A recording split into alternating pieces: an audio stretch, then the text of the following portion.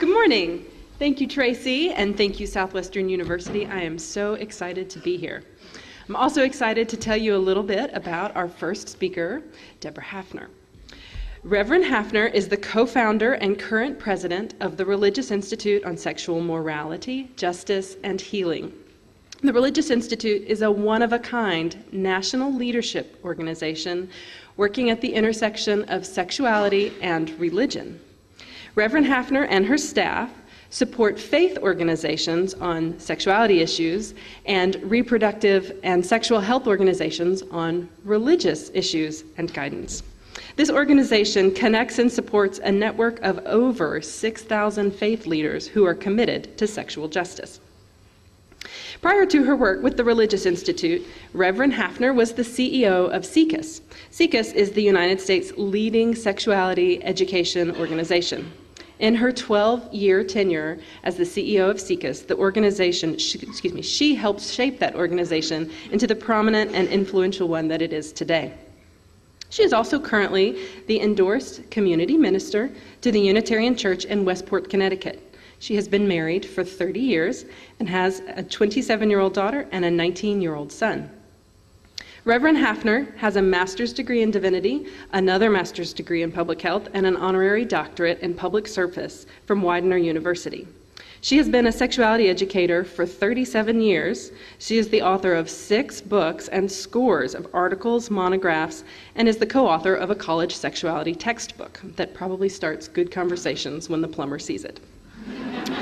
One of her books, titled From Diapers to Dating, is actually how I was so fortunate to first come in contact with her wisdom and guidance.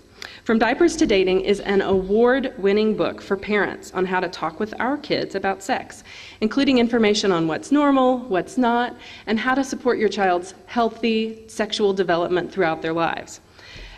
All of Debra's books will be for sale later, but if you're a parent, I really especially encourage you to make sure that you get a copy of From Diapers to Dating.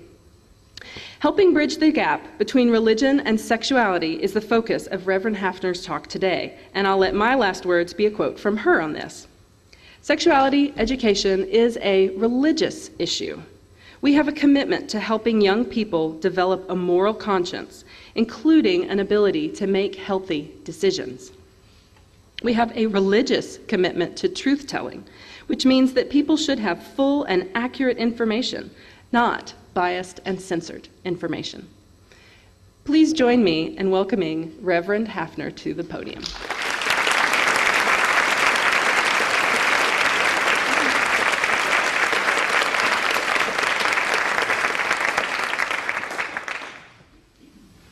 Good morning. Okay, I'm a preacher, you've got to do better. Good morning. Much better. It is a pleasure to be here today at Southwestern University, and what an honor to be sharing today with Tracy and Dan and Pam and Debbie. I think we are in for a very exciting day. When people ask me what I do for a living, I tell them, whether I'm on an airplane or at a cocktail party, well, I'm a minister and a sexologist. And then someone laughs. See, because what it is people view those terms as oxymorons, sort of like jumbo shrimp, words that aren't supposed to go together. But our sexuality and our spirituality are intimately connected.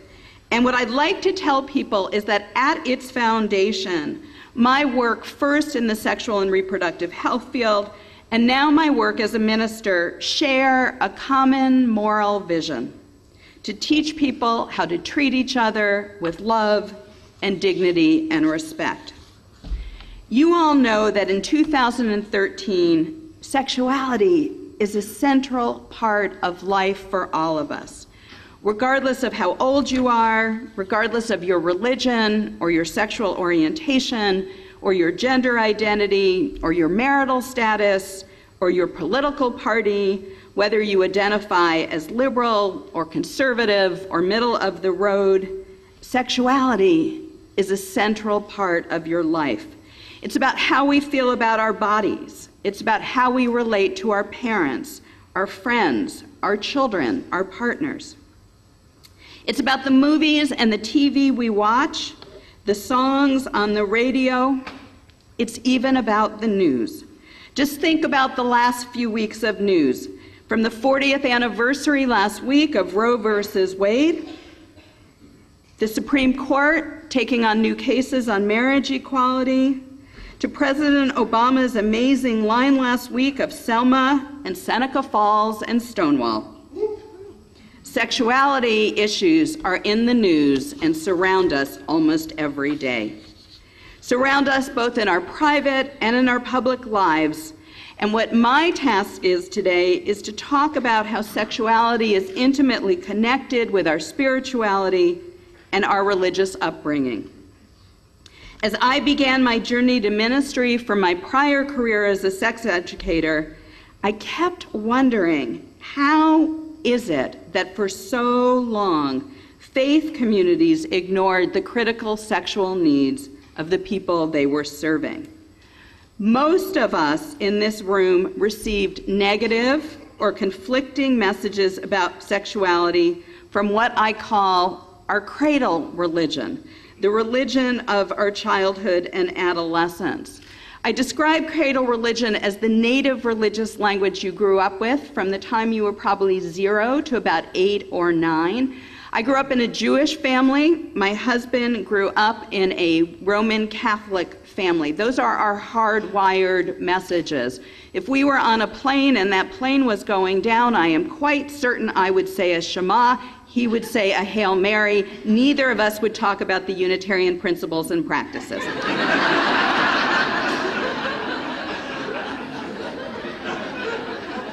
Now, it's very fascinating. I cannot see you at all, okay? You are all completely in the dark. But I want you to look around, okay, at this question, which is, I would like those of you who grew up in a religion that taught you that your sexuality was a blessing, that your sexuality was sacred, that God was pleased to give you your sexuality. Would you raise your hands?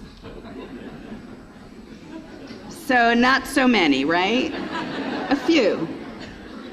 And if I do this, I can actually see you.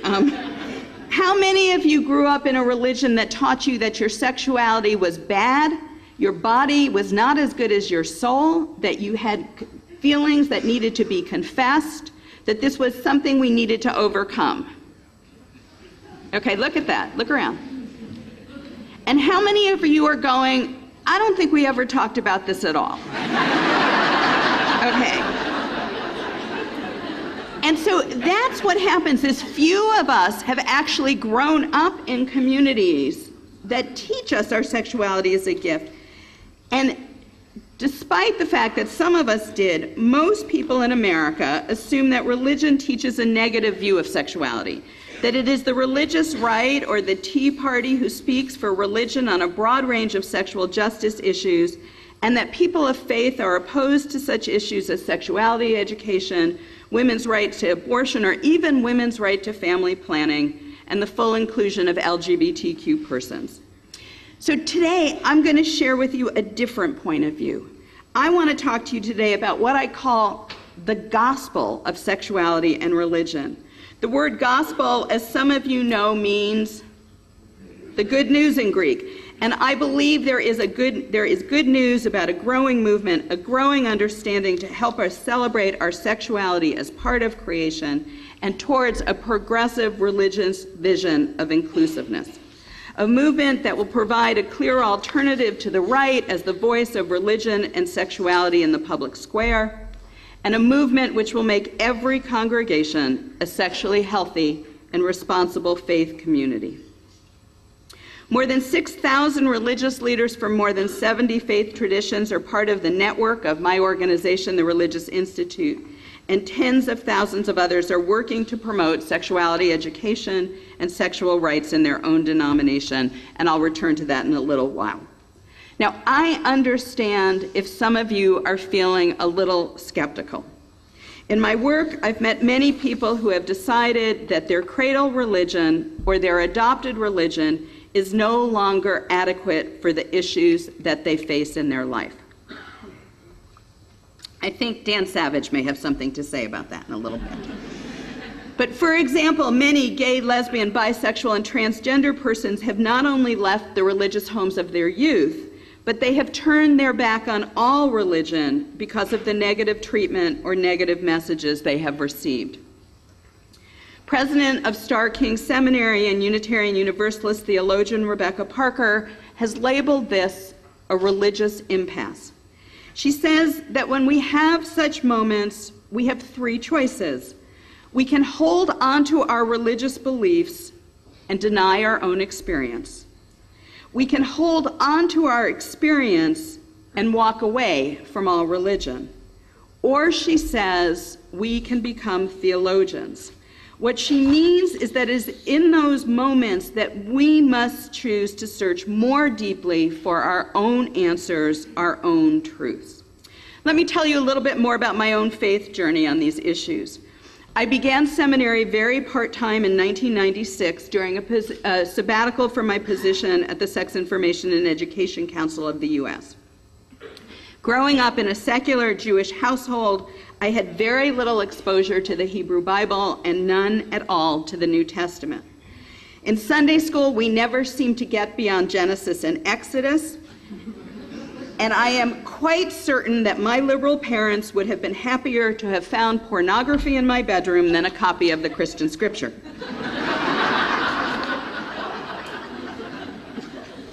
When my seminary professors suggested that we try to read the passages in the Bible as if we were reading them for the first time, I'm pretty sure I was the only one in the class who was.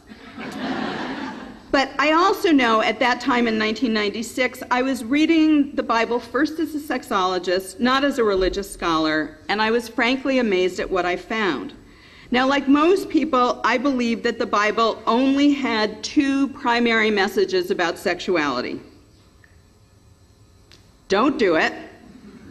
And if you were going to do it, sex was only for procreation.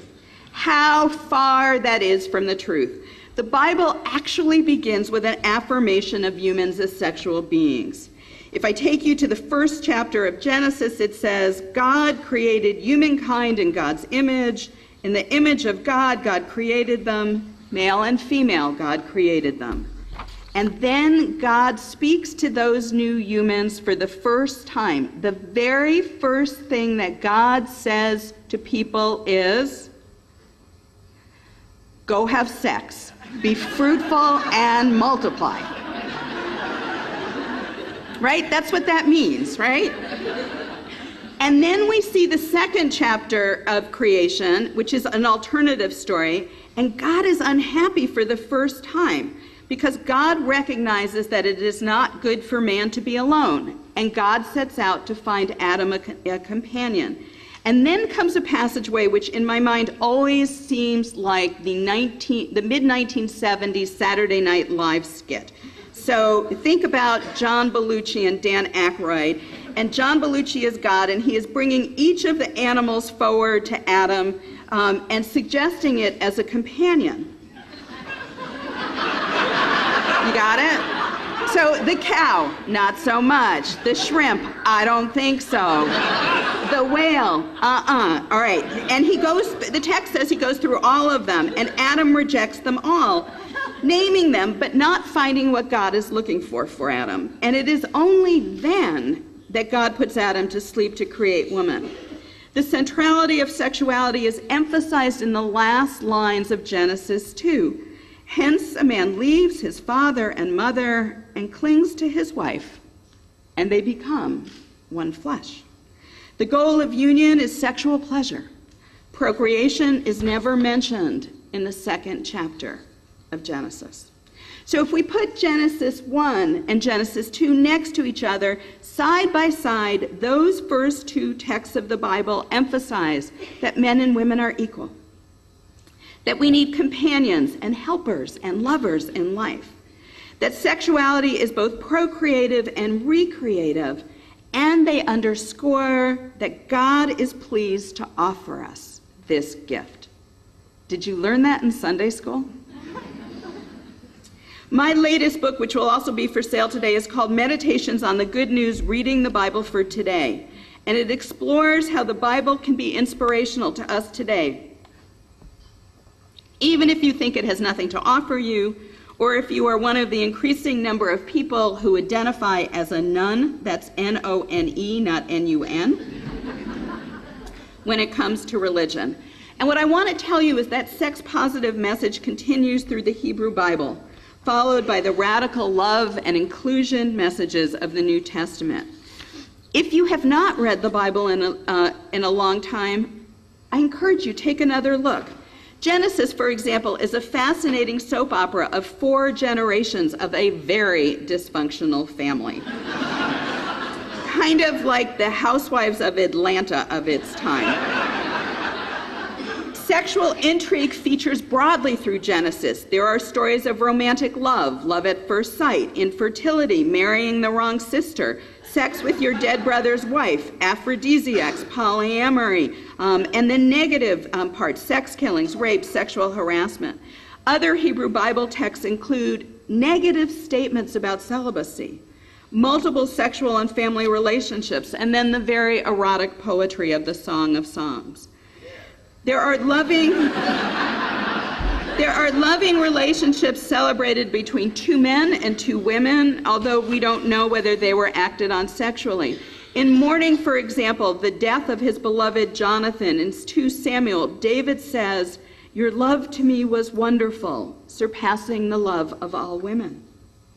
Ruth's pledge to Naomi, "Where you go, I will go. Where you lodge, I will lodge. Your people shall be my people, and your God, my God," is ironically most often read where? At heterosexual Christian weddings as an example of a marriage covenant. Indeed, it was a covenant of a daughter-in-law to her mother-in-law, a relationship that then involved tricking a man into sex so the mother-in-law could have a new baby to raise. I was once down south, and this woman raised her hand at this point and said, "I don't know what Bible you're reading." Honest, it's in there. These sexual messages continue into the Second Testament. In the first letter to Corinthians, Paul addresses 13 of the 36 topics that we believe should be included in sex education, including cautioning husbands and wives not to deny each other sex except for agreed-upon periods of time. If you read the text, Jesus welcomes the most marginalized people of his day. The woman who bathes his feet with oil and caresses them with her hair during a dinner party. The Samaritan woman at the well with the multiple husbands and lovers to whom he reveals his message, but whom he does not condemn. To the woman he refuses to condemn for sex outside of marriage, challenging the men of the town, "Let anyone who is without sin throw the first stone at her," and they all leave. To the eunuchs who received Jesus' blessings and commission in the books of Acts. In response to the question, what would Jesus do about people who are gay today, it is clear to me that he would welcome them, just as he did those who were the other in his time, the impoverished, the leper, the Samaritan.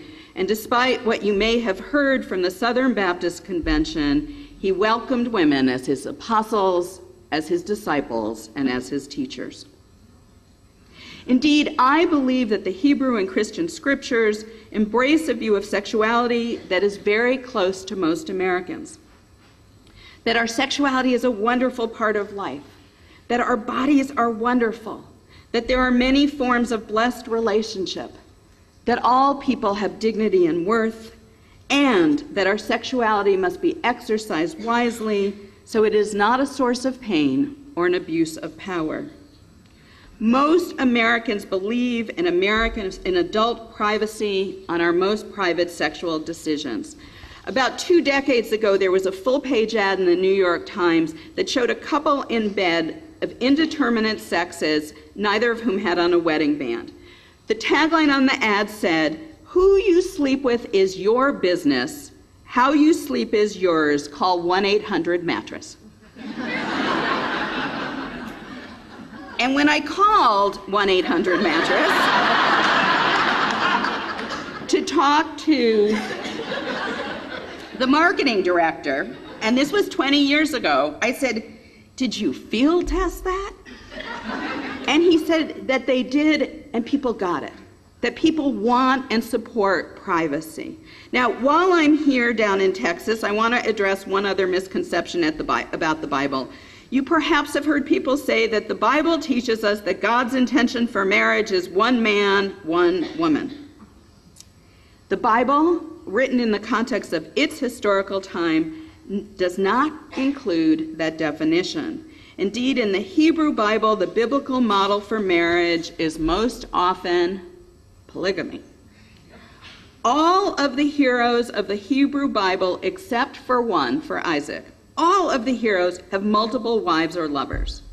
Jacob, the father of the tribes of Israel, has 2 wives and 2 concubines.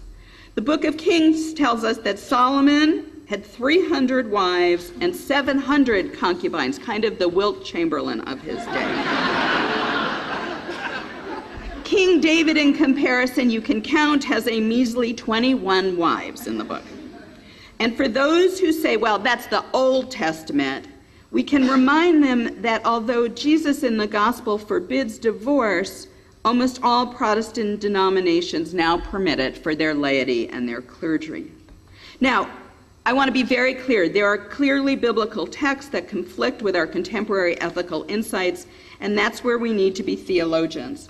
For example, texts that condone slavery, texts that regard women as property, forbid sex with menstruating women, equate disease with divine retribution, are no longer regarded as authoritative by even the most conservative religious communities.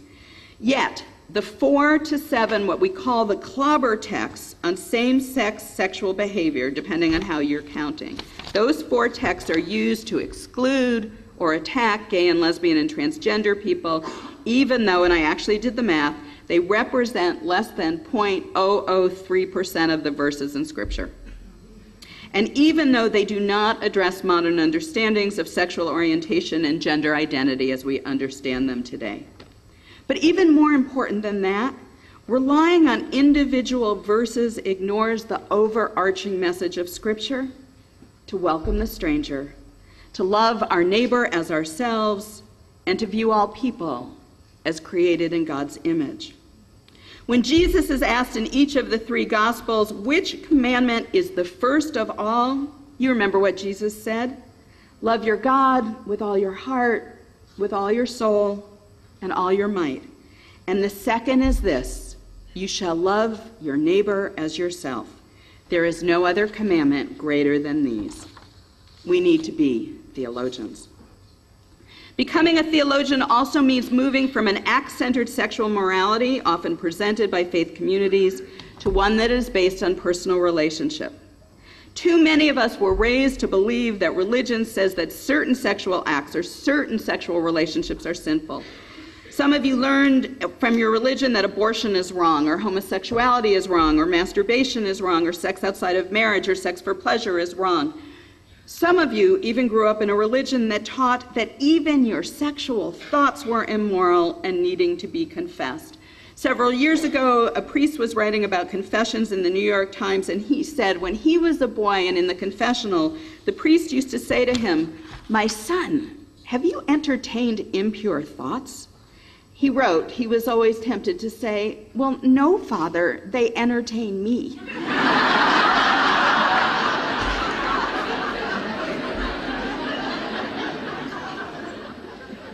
So we need a new paradigm for sexual ethics. We need to say it is relationships, not acts, that are important. The Religious Institute's founding document, the Religious Declaration on Sexual Morality, Justice, and Healing, calls for relationships that are loving, just, mutual, committed, honest, and pleasurable. It says that a wedding band cannot be the sole criteria for a moral sexual relationship, but instead calls for an ethic that accepts no double standards and applies to all people without regard to sex, gender, color, age, bodily condition, marital status, or sexual orientation. I like to define my own theology as incarnational.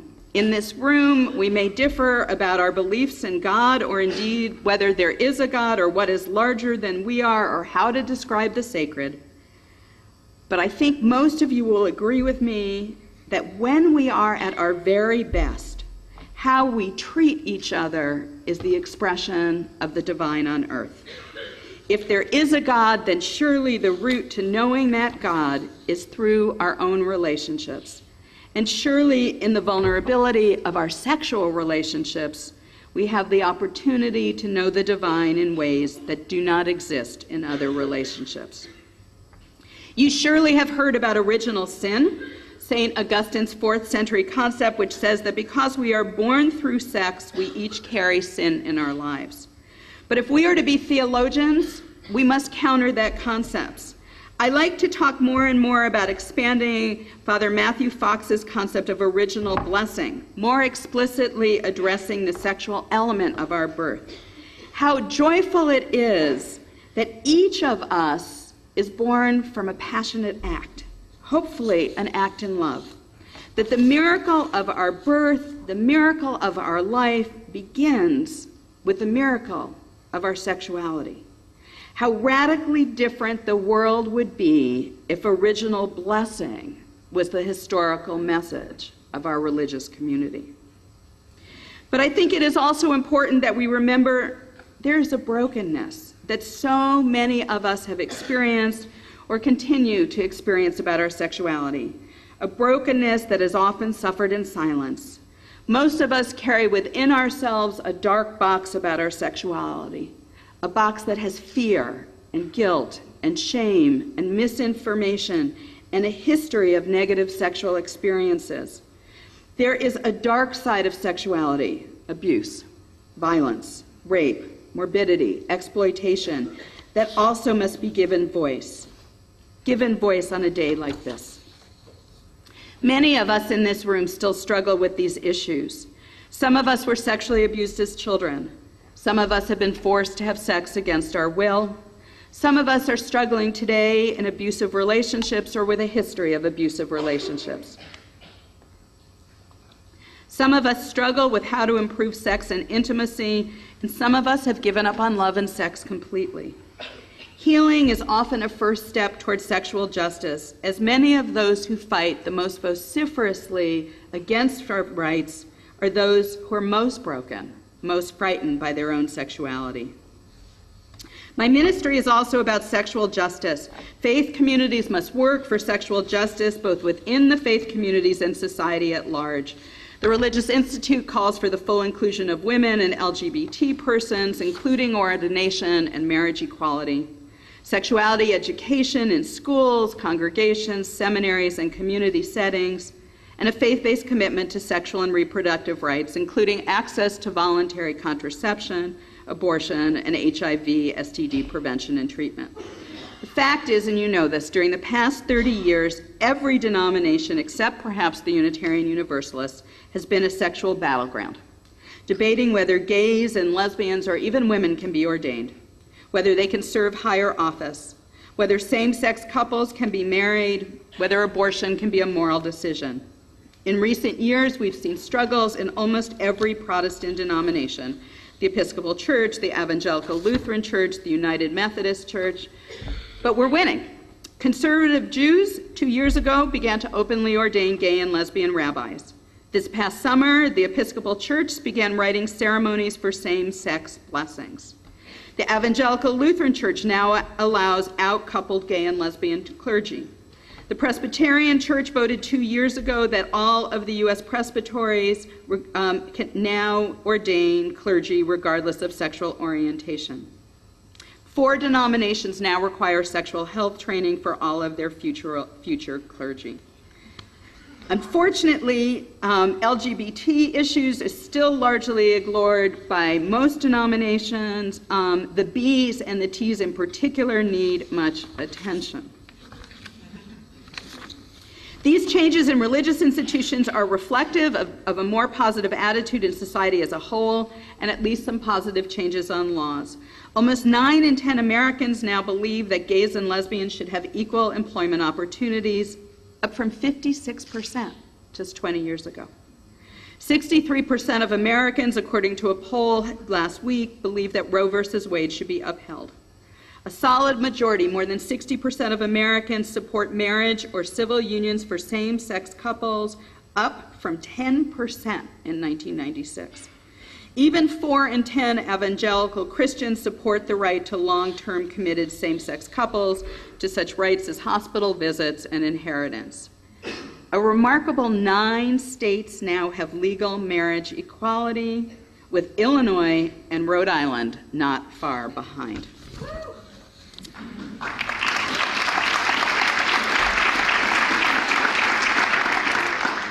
Our voices, your voices for full inclusion have made a difference. As people of faith, I am fond of saying we can no longer allow the religious right to be the voice of religion and sexuality in the public square.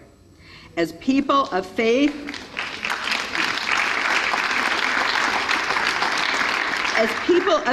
we must reclaim the Bible, the family, the church, the synagogue, the mosque. Indeed, for those of us who are theists, we must reclaim God from those on the right who claim to own them. It is time, as Reverend Al Sharpton, I don't usually quote him, but as Reverend Al Sharpton said several years ago, it is time for the Christian right to meet the right Christians. And I will add the right Jews, right Muslims, Buddhists, right pagans, and right Unitarians. It is also, however, time for us to stand up to the erotophobia of those religious leaders who call themselves progressive but are either silent or hostile on sexual justice issues. Too many so-called Christian progressive call on religious bodies, this is a quote from one, to avoid the hot-button issues of abortion and gay marriage. What these leaders, who are concerned primarily with ameliorating poverty, fail to understand is that there is a connection between economic justice and sexual justice. It is poor women who don't have health insurance to cover contraception. It is poor women who have the highest unintended pregnancy rates. It is poor women who wait the longest to have abortion and who are most likely to be affected by restrictions or abortion bans, or those who would take contraception out of the American Care Act. It is poor gay couples who are denied benefits like life insurance or legal assistance, where wealthier ones can purchase those services from private attorneys.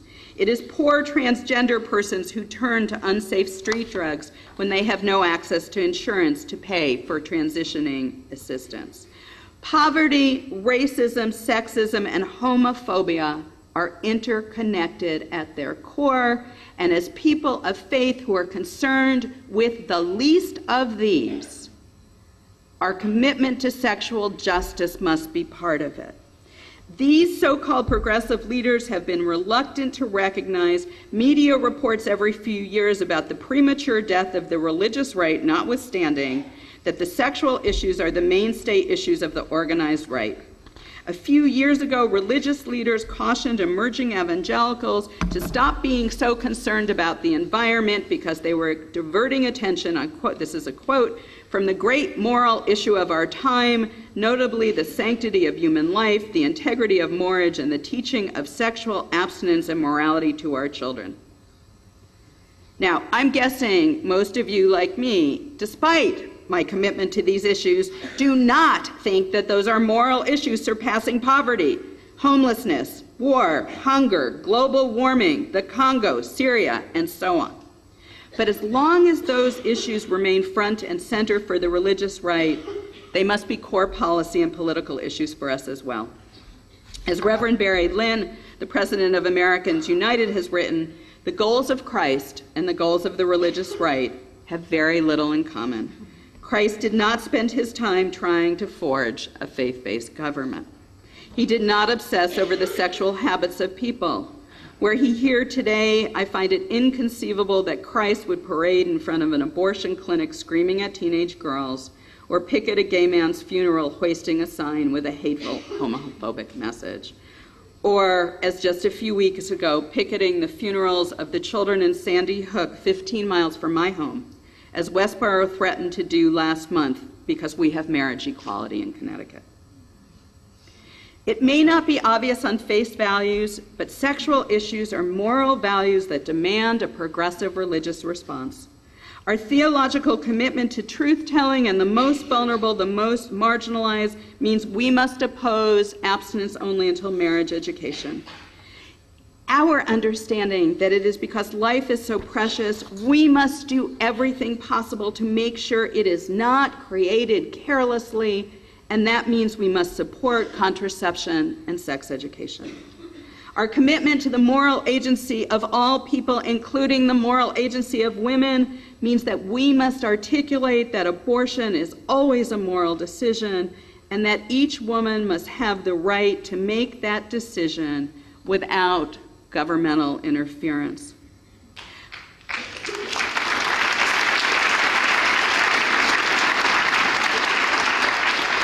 Our theological commitment to the dignity and worth of all persons and our understanding that sexual and gender diversity is part of God's blessing to us means we must stand up for the full inclusion of GLBTQ persons. We must articulate that the sin is never sex, but sexual exploitation. The sin is not homosexuality, but homophobia, the denigration of our neighbors because they are physically and emotionally attracted to people of the same sex or people of both sexes. The sin is heterosexism, the presumption that heterosexuality is normative and therefore morally superior. The sin is forcing people to deny their God-given gift of their sexuality and to suffer trying to live their lives in a way antithetical to who they are. The sin is violence and discrimination against women and LGBT persons and denial of their civil rights. The sin is when any of us, whether we are straight or gay and lesbian or bisexual, whether we violate our commitments to our partners and we hurt our families, as we see again and again and again in the cases of public figures, from Arnold Schwarzenegger to John Edwards to Anthony Weiner, etc. The sin is making sexual decisions that hurt ourselves and hurt others. We must also say that freedom of religion means that government cannot privilege the teachings of one religion over another. There is no single religious voice that can speak for all faith traditions on moral issues of pregnancy, abortion, marriage equality, emergency contraception, stem cell research, and so on. America understands that government cannot take a side on religious difference. See, we must become theologians. We are called in Hebrew to tikkun olam, to save the world, to heal the brokenness that so many suffer around unintended pregnancies, coerced and exploitive sexual experiences, attacks on bodily integrity, soul-numbing denial of one's sexual or gender identity, and violence against women and children and sexual minorities. Martin Luther King Jr., whose birthday we just celebrated, says, "Injustice anywhere is injustice everywhere." We know that as long as adolescents are denied the right to information, that as long as the right and ability to make a decision about pregnancy is not secured, that as long as people are denied the right to love each other and make lifelong public commitments, then none of us are secure in our sexual rights. Martin Luther King Jr. liked to quote Unitarian minister Theodore Parker, "The arc of the moral universe is long, but it bends towards justice." And I believe that despite the struggles going on in many of our faith communities, that ultimately all people of faith will embrace the idea that we are all God's children, and that our sexuality in all its stunning diversity is part of our birthright. To return to Genesis 1, be fruitful and multiply. It's not just about sex. It's not just about our procreative possibilities. It's about our call to bring our gifts and talents to the world. It is the call to each of us to be co-creators with God of a world characterized by justice, integrity, and right relations. It is a call to heal a world broken by poverty, discrimination, preventable disease, and injustice. The Talmud says, in the world to come, each of us will be called to account for all the good things God put on earth which we refuse to enjoy. In the words of the poet, We are the change we want to see in the world. We are the ones we have been waiting for. The religious declaration ends, God rejoices when we celebrate our sexuality with holiness and integrity. And so may it be in your lives, in the lives of those you love, in the lives of your children, and in your grandchildren. May our vision of a world where sexuality is celebrated with holiness and integrity be fruitful and multiply. Blessings to you all.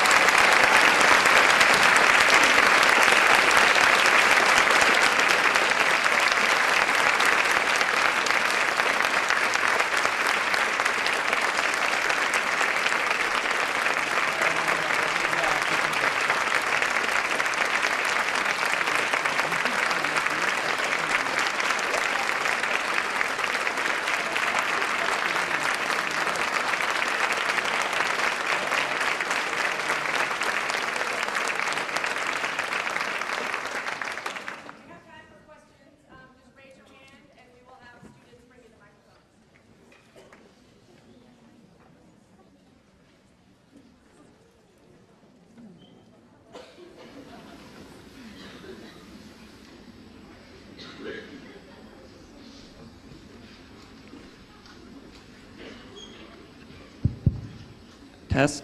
Okay. Can you hear me? I can. All right. So my question is that a lot of the stuff that we see is very sex negative, such as rape and things like that, and that's sort of the message that is spread out. So how do we all here as citizens spread out this sex positive message that you are advocating? So you're here, so thank you. And you take good notes the rest of the day. I think it's by talking. Those of us who are parents, the reason I wrote books for parents is because I really believe it starts in the home, and that we create an atmosphere. I think for those of you who are students, it's getting involved and educating your peers. I think it's being an effective citizen, so when you see stuff either in Congress, and by my goodness, I'm not supposed to lobby, but Congress has lots of things they could use to hear from you on in sex-positive ways. It's writing to the media when they do well, and it's also writing to the media when they do badly. It's taking a stand about what we want to see and what we don't want to see. And then it's one-on-one. You know, one of the things I think all of us who are here today think when we do our sexual enrichment talks, people all the time say, what's the one thing you can tell me to be a better lover? You know, what's the one thing everybody needs to know? As if there's a magic trick. The answer is the one thing everyone needs to know is how to talk about sex. So start with your most intimates. Start with the person who you are romantically involved with, or the people you might be romantically involved with. Begin the conversation. Thank you.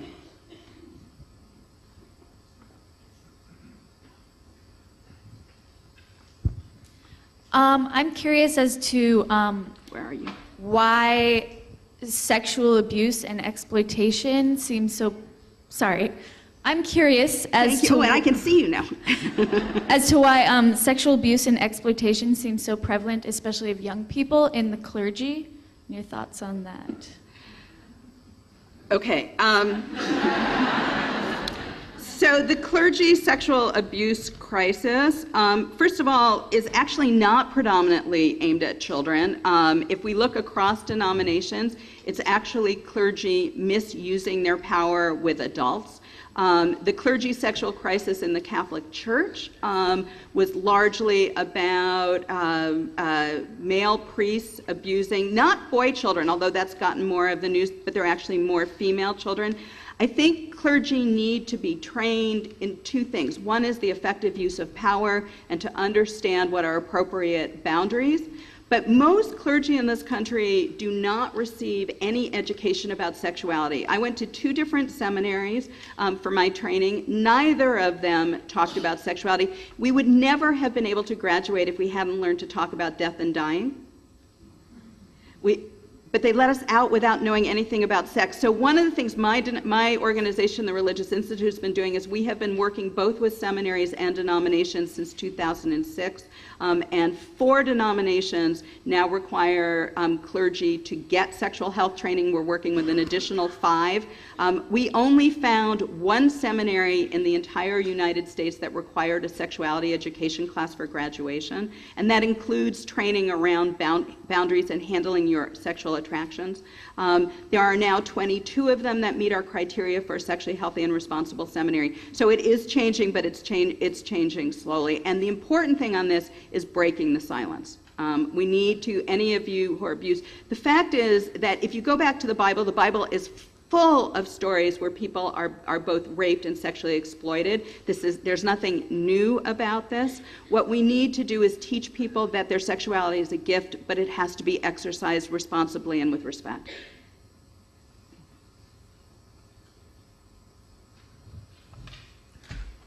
On the issue of abortion, I think all Americans need to be reminded that in 2006, South Dakota, which is not a flaming liberal state, they had a high turnout vote on a law the legislature had passed that would have prohibited all abortions. That law was defeated by almost a 60% vote of the South Dakota citizens, the big turnout. 2 years later, they passed another law which included the exceptions for rape, incest, and health of the mother. That law also was put before the citizens of South Dakota and defeated by almost a 60% vote. So we can talk all we want about polls, but you've got a conservative state that I think has said in the strongest possible way, we want abortion available. And what people, thank you, and there were personhood amendments in the last couple of years in Mississippi, which is also not one of our more radical states, which got roundly defeated. You're all from Texas? Yeah? You know you have a problem here, right? And part of that problem, as I understand it, is that Planned Parenthoods have been defunded from, am I right? Yes, still? Yeah, so to the man back here says, what do we do about this? So your voices need to make a difference. I cannot believe, I started in this field when I was 18 years old. I've just had my 58th birthday. I now say I am a postmenopausal woman for choice. I never would have believed that I would be fighting for access to birth control in 2013. We need to say 98% of sexually active Americans use birth control methods. 98% of Roman Catholic women who are sexually active in a heterosexual relationship use birth control methods. So our voices, this is why I think the work that I'm so excited about, the work that I do with religious leaders all over the country, but you as people of faith have an important role, and I think maybe I'll make this as my last pitch, which is if you would like to join with us, we have a national network called the Faithful Voices Network. We will keep you informed of what's going on nationally and in your state. If during the coffee break you give me a piece of paper with your name and address or your card, I would be happy to have you become part of us. In fact, I'd be thrilled to have you become part of us because our voices can make a difference, and we need to say as people of faith, we support individual sexual rights, and that includes access to reproductive justice, that includes the full inclusion of women, and that includes the full inclusion of lesbian, gay, bisexual, transgender, queer questioning, intersexual, and our allies. We need to be that voice of faith in the public square. Thank you so much, and blessings on what's going to be a great day.